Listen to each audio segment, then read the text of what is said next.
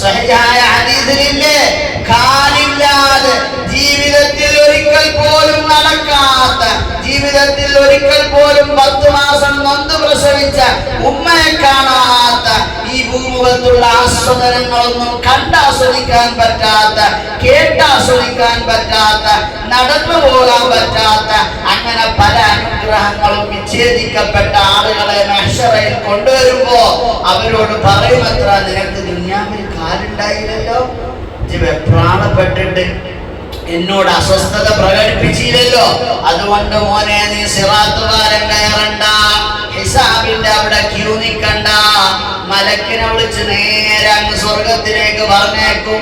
അപ്പൊ അപ്പുറത്ത് നിൽക്കുന്ന 2 കാലും കൈയുള്ള മുഅ്മിനീങ്ങൾ പറയുമത്ര, പടച്ചോനെ അവൻ ക്ഷമിച്ചതിന്റെ പേരിൽ ഇത്ര വലിയ അനുഗ്രഹം നീ കൊടുത്തിട്ടുണ്ടെങ്കിൽ ഞങ്ങൾക്ക് കയ്യും കാലും 2ഉം തരാതെ ഞങ്ങൾ ജീവിച്ചാ മതിയായിരുന്നല്ലോ അല്ലാ.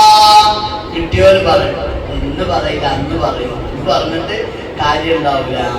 അപ്പൊ പല അനുഗ്രഹങ്ങളും വിച്ഛേദിക്കപ്പെട്ട ആളുകൾക്ക് അല്ലാഹു വലിയ സന്തോഷമാണ് അവിടെ നൽകാൻ പോകുന്നത്.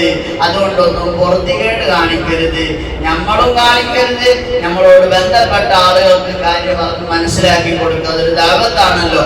അല്ലാഹു തആല അത്ഭുതമുള്ള മുഅ്മിനീങ്ങൾ നമ്മളെ ഉൾപ്പെടുത്തി അനുഗ്രഹിക്കും.